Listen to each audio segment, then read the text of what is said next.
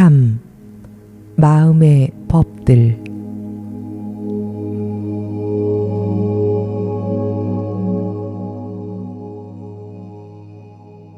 그렇다면 치유하기는 그대 형제와 함께 성령을 공유함으로써 형제와 그대 둘 다 안에서 지각을 바로잡는 것이다. 이것은 너희 둘을 천국 안에 놓아주며 또한 둘 다의 마음 안에서 천국의 온전성을 회복시켜준다. 이것은 증가하기를 통해 통일시키고 확장하기를 통하여 통합하기에 창조와 매우 유사하다. 그대는 그대가 투사하는 그것을 믿는다. 이것은 천국은 물론 이 세상에서도 바뀔 수 없는 마음의 법이다. 그러나 이 세상에서는 그 법의 내용이 다르다. 왜냐하면 이 세상에서 마음의 법이 지배하는 생각들은 천국에서의 생각들과 크게 다르기 때문이다.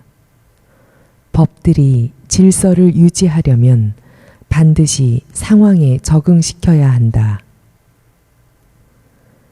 이 세상에서 작동하는 대로의 마음의 법들의 두드러진 특징은 그 법들을 지킴으로써 완전히 반대되는 결과들을 낳을 수 있다는 점이다. 이것은 그 법들이 이 세상의 상황들에 적응했기 때문이다. 이 세상에서는 실로 전적으로 반대되는 결과들이 일어날 수 있다고 믿어진다. 마음의 법들은 생각들을 지배한다. 그리고 너는 정말이지 서로 갈등하는 두 음성에게 반응한다. 너는 자유들을 대변하는 주장들을 많이 들어왔다. 만약 사람이 그 자유들을 얻기 위해 싸우기로 선택하지 않았더라면 그것은 정녕 자유였을 것이다. 이것이 바로 사람이 자유를 하나로 지각하지 않고 많은 자유들을 지각하는 까닭이다. 그러나 자유를 옹호하는 밑바탕에 깔린 논거는 완전히 타당하다. 자유는 진리이므로 자유를 얻기 위해 싸울 것이 아니라 단지 자유와 한편이 되어야 한다. 자유를 반대하는 자들은 자유의 결과가 그들을 해칠 것이라고 믿지만 그것은 진실일 수 없다. 그러나 자유를 찬성하는 자들은 비록 자유를 어떻게 지킬 것인지에 대해 잘못 이해하고 있을지라도 이 세상에서 유일하게 진리인 것과 한편이 되고 있다. 어떤 사안에 대해서든 양쪽의 이야기를 공평하게 들을 수 있다면 누구나 바른 결정을 내릴 것이다. 왜냐하면 그는 실로 그것에 대한 답을 가지고 있기 때문이다. 갈등은 사람들 사이에서 일어나는 듯이 보일 수 있지만 반드시 먼저 개인 안에서 일어난다. 개인 안에서라는 용어는 에고의 용어이다. 왜냐하면 개인의라는 것은 다른 사람들이 아니라 한 사람의를 의미하기 때문이다. 사람들 사이라는 용어도 서로 다른 혹은 분리된 사람들 사이에 존재하는 뭔가를 지칭한다는 의미에서 유사한 오류를 갖고 있다. 우리가 앞에서 극도로 개인적인 계시의 특성에 대해 말했을 때 즉시 이 말에 이어서 공유라는 면에서 계시의 불가피한 결과를 설명하였다. 어떤 개인이 자신을 분리되었다고 생각하는 이유는 주로 그 자신이 몸에 갇혀 있다고 지각하기 때문이다. 그가 오직 자신을 마음이라고 지각할 때만 이것을 극복할 수 있다. 그때서야 비로소 마음들 사이 그리고 마음 안 등의 용어들을 서로 다르다거나 갈등한다고 보지 않으면서 자유로이 사용할 수 있다. 왜냐하면 마음들은 완전히 일치할 수 있기 때문이다. 천국 밖에서는 천국 안을 지배하는 법이 그대는 그대가 투사하는 것을 믿는다에 맞춰 적응된다. 이것은 천국의 법이 가르침을 위해 갖는 형식이다. 왜냐하면 천국 밖에서는 배움이 매우 중요하므로 가르침이 필수적이기 때문이다. 마음의 법의 이런 형식은 그대는 그대가 어떤 것을 다른 사람에게 투사한 후 그것이 바로 그 사람이라고 믿으며 다시 그것으로부터 그대가 누구인지 배울 것임을 분명히 의미한다. 천국 안에는 아무런 믿음도 없기에 가르침도 배움도 없다. 천국에는 오직 확실함만 있다. 하느님과 그분의 아들들은 존재의 확실성 안에서 그대는 실로 그대가 투사하는 바로 그것임을 안다. 마음의 법의 이런 형식은 창조법이기에 전혀 적응되지 않는다. 하느님이 직접 그 법에 의해 창조하심으로써 그 법을 창조하셨다. 그리고 하느님처럼 창조하는 그분의 아들들은 기쁘게 그 법을 따른다. 왜냐하면 하느님이 그 법에 의해 그들을 창조하신 것처럼 천국의 증가는 그 법의 의존함을 알고 있기 때문이다. 법들이 도움이 되기 위해서는 전달되어야만 한다. 실제로 법들은 다른 언어를 사용하는 자들을 위해 번역되어야만 한다. 그렇지만 좋은 번역자는 번역하는 것의 형식을 바꿔야 하기는 하지만 그 의미는 결코 바꾸지 않는다.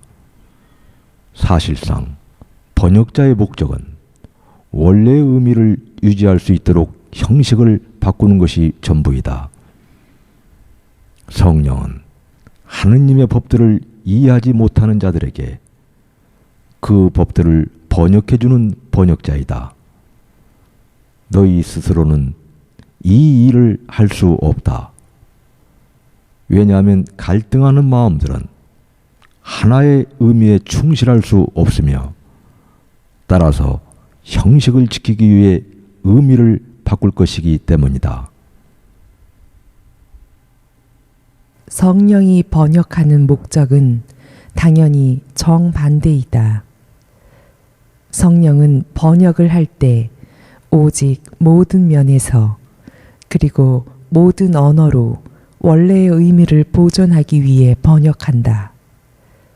그러하기에 성령은 형식의 차이들이 의미 있다는 것에 반대하여 항상 그러한 차이는 문제되지 않음을 강조한다.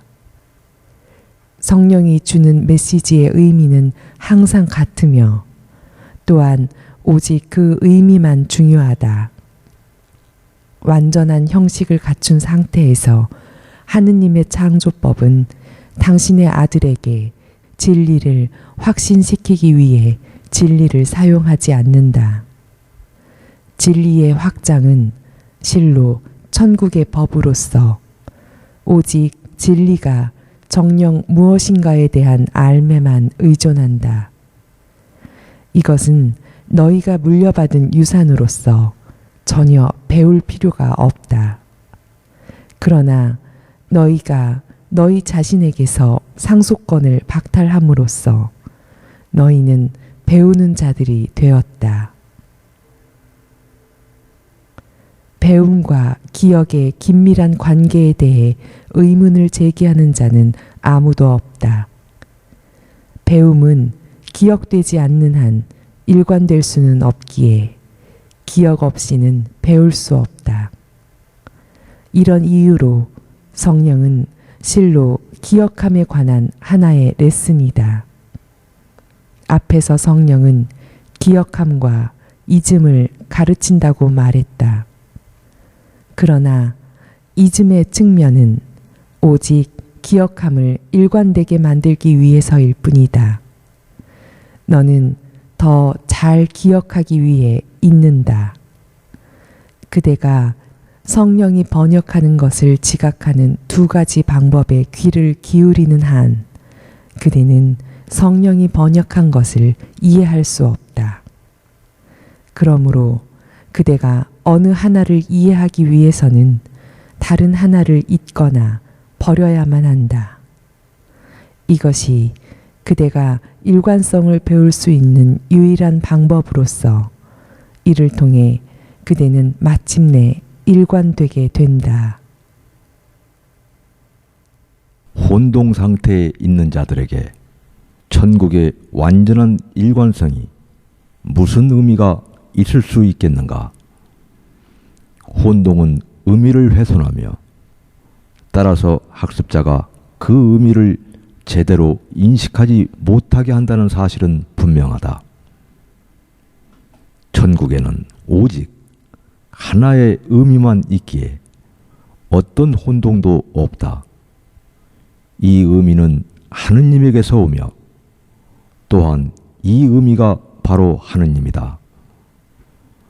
그 의미는 또한 너이므로 너도 너의 창조주가 그러셨듯이 그 의미를 공유하고 확장한다. 그 의미는 완벽하게 이해되고 있기에 번역을 필요로 하지 않는다. 그러나 그 의미는 확장을 의미하기에 당연히 확장을 필요로 한다. 소통은 완전히 직접적이며 완전히 통합되어 있다. 소통에는 전혀 긴장이 없다. 왜냐하면 소통을 방해하는 것은 아무것도 들어온 적이 전혀 없기 때문이다. 바로 이것이 소통이 실로 하느님의 왕국인 이유이다. 소통은 본래 하느님께 속하며 따라서 하느님을 닮았다. 이것이 하느님의 왕국의 실제이다. 그리고 그 왕국을 공격할 수 있는 것은 아무것도 없다.